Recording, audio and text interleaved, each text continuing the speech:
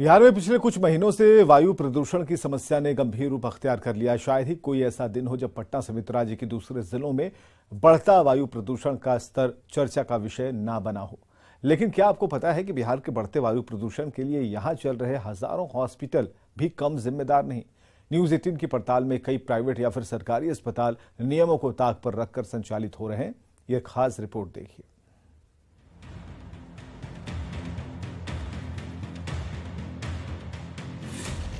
राजधानी पटना समेत कई जिलों में बढ़ता वायु प्रदूषण चिंता का विषय बना हुआ है। वायु प्रदूषण के खतरनाक स्तर के कारणों पर लगातार मंथन किया जा रहा है। आम लोगों से अपील की जा रही है कि सरकार की ओर से निर्धारित निर्देशों का पालन किया जाए, लेकिन इन सब के बीच जो एक कड़वी सच्चाई सामने आई है वो बेहद चौंकाने वाली है। क्या आपको पता है कि बिहार के सरकारी और निजी अस्पताल भी प्रदूषण की बढ़ती गंभीर समस्या के लिए जिम्मेदार कम नहीं है। न्यूज 18 ने कई अस्पतालों का जायजा लिया तो कैमरे में खतरनाक सच्चाई कैद हुई। बिहार के अस्पतालों में मेडिकल वेस्टेज जमीन पर यूं ही बहाया जा रहा है।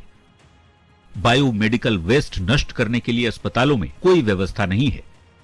चौंकाने वाली बात तो ये कि 6 जिलों में 1800 से ज्यादा अस्पतालों में मेडिकल वेस्ट डिस्पोजल सिस्टम ही नहीं है। वेस्ट डिस्पोजल नहीं होने से वायु प्रदूषण को बढ़ावा मिल रहा है। न्यूज 18 के सवाल पर राज्य प्रदूषण नियंत्रण परिषद के चेयरमैन इसे बहुत बड़ी लापरवाही मानते हैं। 1800 हॉस्पिटल को मैंने नोटिस भेजा है जो वायलेटर्स हैं, और ये केवल 6 डिस्ट्रिक्ट में अभी पूरा हुआ है। पूरे बिहार के हर एक 38 डिस्ट्रिक्ट का हम लोग सर्वे करा रहे हैं और हर एक हॉस्पिटल को ये नोटिस दे रहे हैं कि आप इतने समय के अंदर में ईटीपी लगा लीजिए, नहीं तो आपके संस्था को बंद कर दिया जाएगा। बिजली विभाग को रिक्वेस्ट करके आपका बिजली का कनेक्शन काट दिया जाएगा। पर्यावरण से जुड़े मामलों पर काम कर रहे पटना हाईकोर्ट के वकील भी मानते हैं कि इस मामले में बिहार राज्य प्रदूषण नियंत्रण बोर्ड भी कम लापरवाह नहीं। दरअसल बायोमेडिकल वेस्ट नष्ट करने को लेकर बड़े पैमाने पर कार्रवाई की जरूरत है, जो प्रदूषण बोर्ड की ओर से नहीं किया जाता। रिसाइकिल है, उसको वेस्ट को वो डिस्पोज करते हैं ताकि पोल्यूटेड जो भी केमिकल्स और वाटर है वो वहाँ से बाहर नहीं जाए, वो उतने ही में वो डिस्पोज है। उसके लिए एक एजेंसी होती है, जिस एजेंसी से इनको टाई अप करना होता है और हॉस्पिटल को रखना ही रखना है। लेकिन अभी जब मैंने पोल्यूशन कंट्रोल बोर्ड से मांगा तो उन्होंने सीधे जवाब दिया कि इसका आंकड़ा संकलित रूप में हमारे पास संधारित नहीं है। How is it possible? बहुत बड़ी नेग्लिजेंसी है भाई, आप ही को कंट्रोल करना, आपके पास संकलित नहीं है आंकड़ा। वैसे पर्यावरण प्रदूषण से जूझते बिहार के लिए अस्पतालों के स्तर पर बरती जा रही लापरवाही बेहद चिंताजनक है। फाइलों पर ही नहीं, जरूरत है धरातल पर भी कुछ करने की, ताकि बायोमेडिकल रिसर्च वेस्टेज को नष्ट किया जा सके और लोगों को शुद्ध और स्वच्छ वातावरण मिल सके। न्यूज 18 के लिए पटना से संजय कुमार की रिपोर्ट। सिवान में खाद की किल्लत से किसान परेशान हैं। मजबूरन किसान उत्तर प्रदेश से खाद ला रहे हैं। किसानों को रबी फसल बुआई करना मुश्किल हो रहा है। किसानों की माने तो यूपी में दोगुनी कीमत पर खाद मिलती है। वहीं कृषि विभाग का कहना है कि किसानों को नैनो यूरिया के इस्तेमाल के लिए प्रेरित किया जा रहा है। यूरिया कहाँ से लेकर आ रहे हैं? हमें यूरिया सहारनपुर से लेकर के आ रहे हैं। उत्तर प्रदेश से? उत्तर प्रदेश से। क्या बिहार में यूरिया नहीं मिल रही? नहीं, आज हम 8 दिन हो गया यूरिया को खोजते खोजते तो जाकर के 460 रुपया में लिए हैं सहारनपुर से, जो कि इसका यहाँ बिहार में 295 या कुछ दाम है। हमको ब्लैक दे करके इतना काफी महंगा पड़ रहा है यूरिया उत्तर प्रदेश में ना। तो महंगा पड़ रहा है, यहाँ है नहीं है तो वहाँ से लाएंगे। यूरिया लेने आई है 4 दिन से, और सुबह से आके शाम तक हो जाता है। यूरिया नहीं मिला, खेत पट के झुरा गई बा, यूरिया मिलते नहीं खे। ठंडी के मौसम में काफी परेशानी होता है। किसानों को लाइन में लगा करके और खाद का वितरण कराया जाएगा। इसमें प्रेरित किया जा रहा है कि आप नैनो यूरिया का ज्यादा प्रयोग कीजिए। दानापुर में मनेर के महावीर टोला में गंगा सोन नदी में एक बार फिर नाव डूब गई। नाव पर 14 लोग सवार थे। ज्यादातर लोग गंगा दियारा में चारा बनाने के लिए जाते थे। 7 लोग किसी तरह से उतरकर बाहर निकले। गायब 7 लोगों की तलाश जारी है। गायब लोग मनेर के लोदीपुर और आसपास के रहने वाले बताए जा रहे हैं। लापता लोगों में मेघनाथ राय, झुनझुन शाह, टुनटुन कुमार राय, सुधीर कुमार, अखिलेश राय और पवन राय शामिल हैं। जा रहा था, नाव पलट गया। कहाँ पर पलटा? महावीर टोला किनारे के सामने। कितना लोग था उस पर सवार? 14 थे। कितना लोग लापता है, कितना निकला लोग? 7 तमने निकल, 7 तमने न पता। नाव कहाँ का था? नाव ब्रह्मचारी पोखरा पर। बेगूसराय के बाजार समिति मतगणना केंद्र पर एक उम्मीदवार ने पुलिस पर लाठी से पीटने का आरोप लगाया। वार्ड संख्या 37 के प्रत्याशी विकास कुमार ने महिला सिपाही पर बेवजह पीटने का आरोप लगाया है और हंगामा शुरू कर दिया। पुलिस और विकास के समर्थकों के बीच काफी देर तक नोकझोंक होती रही।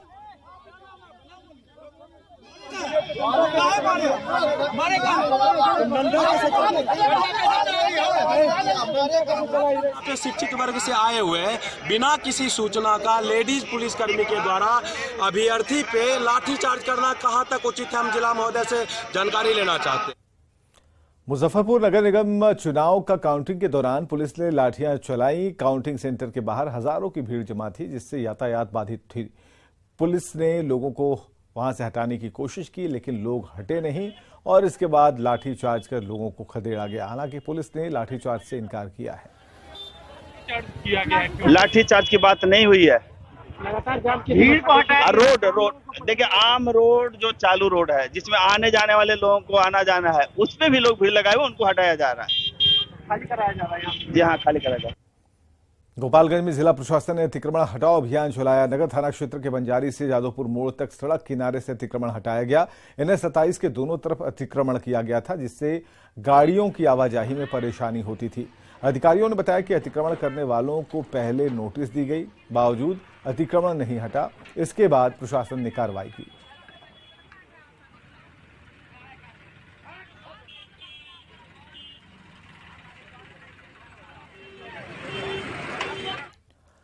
नए साल में नक्सली बिहार में बड़ी वारदात को अंजाम देने की फिराक में थे और इस बात का खुलासा एडीजी पुलिस मुख्यालय जितेंद्र सिंह गंगवार ने किया। एडीजी के मुताबिक केंद्रीय सुरक्षा एजेंसी सीआरपीएफ और औरंगाबाद पुलिस ने संयुक्त कार्रवाई करते हुए नक्सलियों के विरुद्ध बड़ा ऑपरेशन कर नक्सलियों के नापाक मंसूबों पर पानी फेर दिया।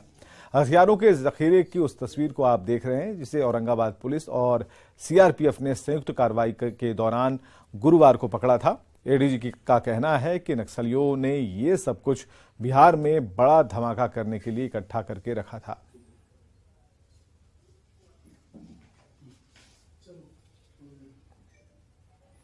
तो एडीजी पुलिस मुख्यालय जीएस गंगवार ने दावा किया है कि नक्सली किसी बड़ी घटना को अंजाम देने की फिराक में थे, लेकिन उससे पहले ही उन पर दबिश बनाई गई, छापेमारी की गई और उनके नापाक मंसूबों को ध्वस्त कर दिया गया। और ये जो असलहे मिले हैं, जो हथियार का जखीरा मिला है, ये बताने के लिए काफी है कि नक्सलियों की जो मंशा थी वो कुछ बड़ा करने की थी, बड़ा विध्वंस करने की थी। नए साल में या उसके आसपास कोई बहुत बड़ी गतिविधि को अंजाम देते, उसके पहले ही अलर्ट बिहार पुलिस के द्वारा और केंद्रीय पुलिस बलों की मदद से ये बहुत बड़ी उपलब्धि हुई है। उसमें आप समझिए कि मोबाइल फोन के साथ साथ इंटरसेप्टर, कैमरा फ्लैश, जिसका अधिकतर पीएम मोदी की मां हीराबा को मुंगेर के सैंड आर्टिस्ट मधुरेंद्र कुमार ने रेत पर उनकी तस्वीर बनाकर श्रद्धांजलि दी। माधोपुर निवासी सैंड आर्टिस्ट मधुरेंद्र ने माधोपुर में ही रेत पर हीराबा की तस्वीर बनाई। उन्होंने कहा कि वो हीराबा का बहुत सम्मान करते थे और कला के जरिए उन्हें नमन करते हैं। भारत की बेटी हीराबेन की मृत्यु हो गई है, जो एक देश के महान प्रधानमंत्री नरेंद्र मोदी जी की मां है और सारा देश शोक की लहर में डूबा हुआ है। और हम भी अपनी रेत कलाकृति के जरिए अपना भावना को व्यक्त किए, श्रद्धांजलि दिए हैं।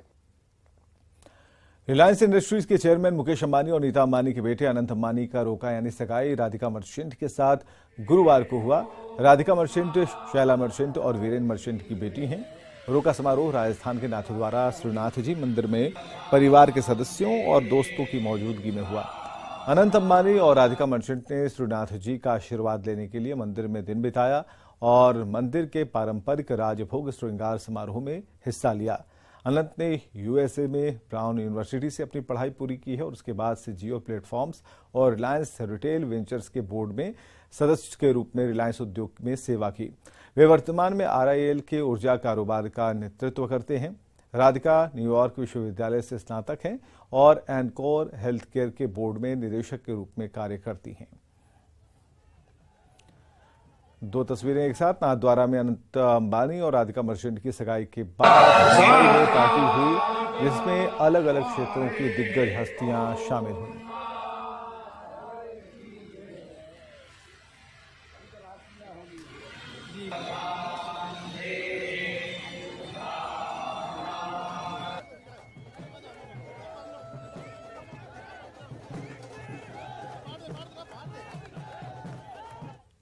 और आगे देखिए जोहार झारखंड।